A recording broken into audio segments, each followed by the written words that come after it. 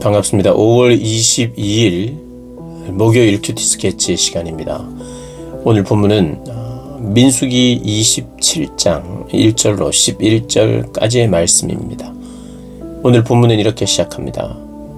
요셉의 아들 므낫세 종족들에게 므낫세의 현손 마길의 증손 길르앗의 손자 헤벨의 아들 슬로프핫의 딸들이 찾아왔으니 그의 딸들의 이름은 말라와 노아와 호울라와 밀가와 디르사라.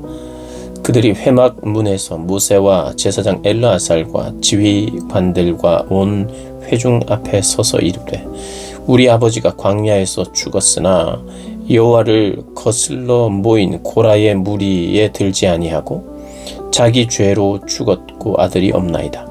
어찌하여 아들이 없다고 우리 아버지의 이름이 그의 종족 중에서 삭제되리이까? 우리 아버지의 형제 중에서 우리에게 기업을 주소서 하매. 오늘 본문은 이제 땅 분배에 대한 이야기가 있은 후에 땅을 분배받지 못하는 사람 중에 이 여성들이 모세와 회중을 찾아와서 그들 앞에서 이렇게 당당하게 이야기를 합니다. 왜 우리에게는 땅을 주지 않느냐? 여성이라는 이유로 우리에게 아들이 없어서 남자 형제가 없는 고로 우리가 땅을 분배받지 못하는 것은 이것은 불합리한 처사다라고 이제 의의를 제기하는 것입니다. 아마도 제비를 뽑고 완전히 그 땅을 분배하는 그 가나안 땅에 가서 땅을 분배하는 가운데 이런 일이 벌어진 것이 아니라 지금 민수기잖아요. 민수기는 아직 광야입니다. 광야에서 전체적인 이런 흐름이 자기들이 제외되는 것 같은 그런 상황이었고 문맥을 보면 거의 제외되었던 것 같아요. 그런데 오늘 본문을 이렇게 읽어보면 우리가 어찌 아들이 없다고 우리에게 아버지 이름이 종족 중에서 삭제가 되느냐. 이 지파별로 이제 땅을 나누기 때문에 지파별로 땅을 나누고 그 지파에서 또 집안별로 이렇게 나누겠죠. 근데 이렇게 집안별로 나누는데 아들이 없다는 이유로 그 지파에서 땅을 분배받을 수가 없게 되는 거죠. 그래서 우리 아버지는 슬로프핫은 어떤 특별히 반역하는 당에 가세해서 죽임을 당한 것이 아니라 그들이 출애굽 1세대이기 때문에 슬로프핫이 그리고 자신의 부족함이나 이런 죄로 말미암아 죽었다. 이것이 이 우리 아버지의 이름이 없어질 만큼 그런 나쁜 죄가 아니다. 이런 이야기를 하는 겁니다. 단지 우리에게도 재산을 나누어 주세요 라고 하는 것이 강조점이 되는 것이 아니라 아버지의 이름이 아버지의 형제 중에서 아버지의 이제 이름으로 종족 중에서 삭제되는 이런 일은 있어서는 안 된다는 거죠. 그러자 모세가 그 사연을 듣고는 이 분배하지 않은 거예요. 그리고 분배할 마음이 없었던 거지. 생각이 없었고 계획이 없었어요. 미처 알지 못했죠. 하나님은 분명히 모든 것을 다 알았을 텐데, 그리고 하나님은 빈틈없이 이런 규례에 대한 적용 항목에 대해서 분명히 넣으실 수 있는 분이죠. 그럼에도 불구하고 오늘 보면 모세도 주목하지 못했던 그런 상황이었죠. 그래서 그 사연을 듣고 나서는 하나님 앞에 아뢰 봅니다. 하나님 어떻게 해야 됩니까? 그러자 여호와께서 모세에게 말씀하여 이르시되 슬로브앗 딸들의 말이 옳다.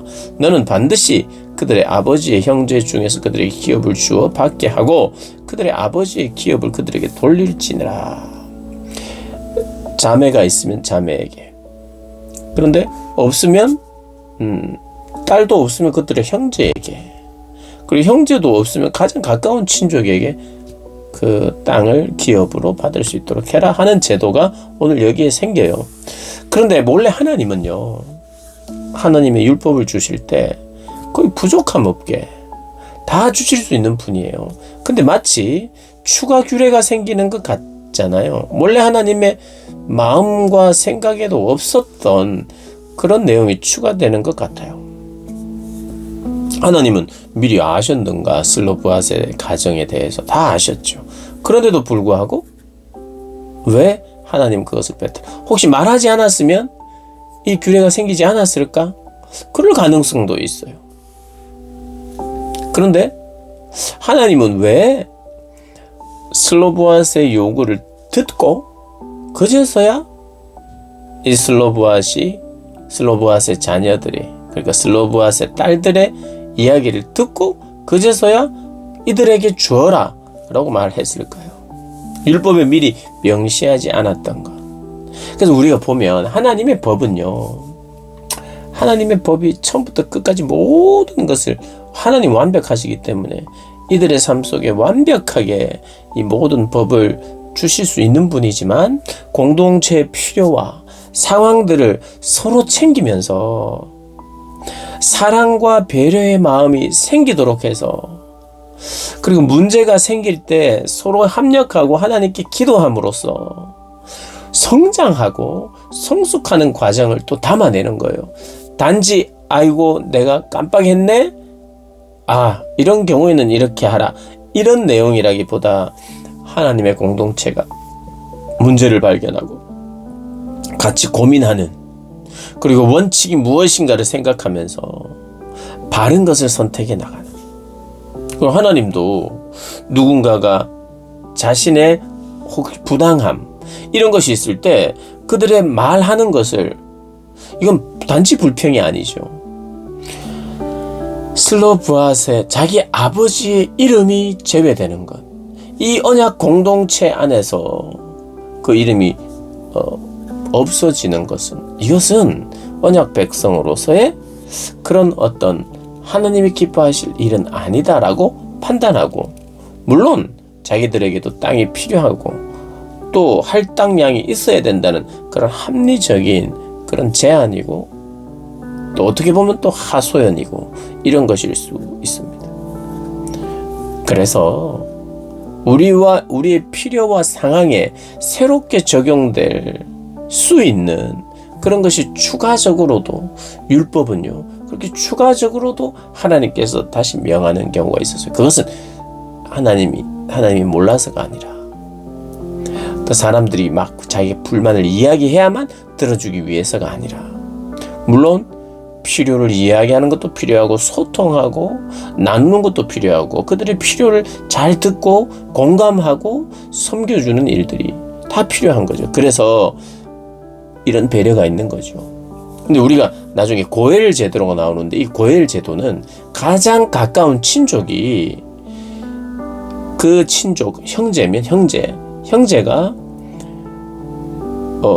땅을 빼앗긴다든지 땅이 없어졌다든지 그 땅을 감당할 능력이 없으면 가까운 친족에 그것을 책임져 주는 제도도 있어요.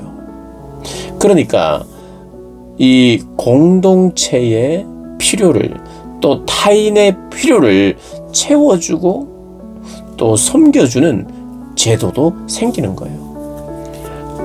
아들이 없었을 때에 그들에게도 합당한 땅을 주고 그 땅이 슬로브앗이라는 이름으로 전해지기를 기뻐하고, 또 뿐만 아니라 친족들 안에서 가난하고 소외되어져 있는 힘들게 살아가는 자들을, 또 유업이 없는 자들을 책임져주는 그런 제도로도 또 이것이 확장이 되죠. 우리 하나님은 그래서 오늘 본문을 통해서, 이 본문은 참 어떻게 보면 하나님 완전하신 분인데 이걸 빠뜨렸네 할 수 있지만, 하나님 그런 분 아니잖아요. 하나님 빠뜨리거나 기억을 못한다거나 미처 예상하지 못한 일은 없잖아요. 그럼에도 불구하고 이런 상황을 허락하신 이유는 우리가 잘 생각해 봐야죠. 하나님은 다 알고 계신다, 그리고 절대 빠뜨릴 일이 없다. 그런데 이런 상황을 열어놓고 구하게 하고 문을 두드리게 하고 정의와 공의를 실현하게 하고 말하게 해서 사람들이 공감하고 하나님의 말씀과 원칙을 붙드는 사람들의 그런 어떤 때로는 토론 과정과 하나 되어가는 그런 어떤 시간들을 통해서, 그런 사건들을 통해서 하나님은 당신의 백성들이, 당신의 자녀들이 공의와 정의를 이루어가는 쪽으로, 사랑을 이루어가는 쪽으로 결정하고 성장하는 모습을 보고 싶어 하시는 거죠. 그래서 우리의 삶이 하나님이 가르쳐 주는 대로만 하겠습니다. 이게 좋은 자세고 그렇게 해야 됩니다만은 나는 생각을 안 하겠습니다. 난 생각을 비우겠습니다. 여러분, 이렇게 우리는 살 수 없어요.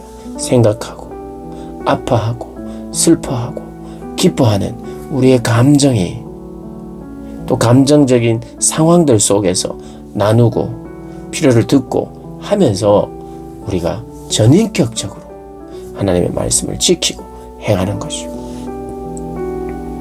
하나님과의 우리의 관계가 전인격적인 관계고, 그래서 우리는 주위에 있는 형제 자매들과 이웃들과 인격적인 관계 속에서 하나님의 뜻을 이루어 가야 합니다. 그래서요, 하나님이 가르쳐 주시면 할게요가 아니라 내가 이웃의 필요를 살펴야 되죠. 같이 있어 봐야 되죠. 같이 가져야 되죠. 함께 해 봐야 하죠. 그리고 하나님의 뜻을 함께 해보고 그런 감정을 함께 공감하지 않은 상태에서 하나님의 일을 할 수 있다? 그건 불가능하죠. 하나님과 관계하며 알아가며 성장하며 그것을 공동체 안에서 실현하는 저와 여러분 되시기를 주님의 이름으로 축복합니다.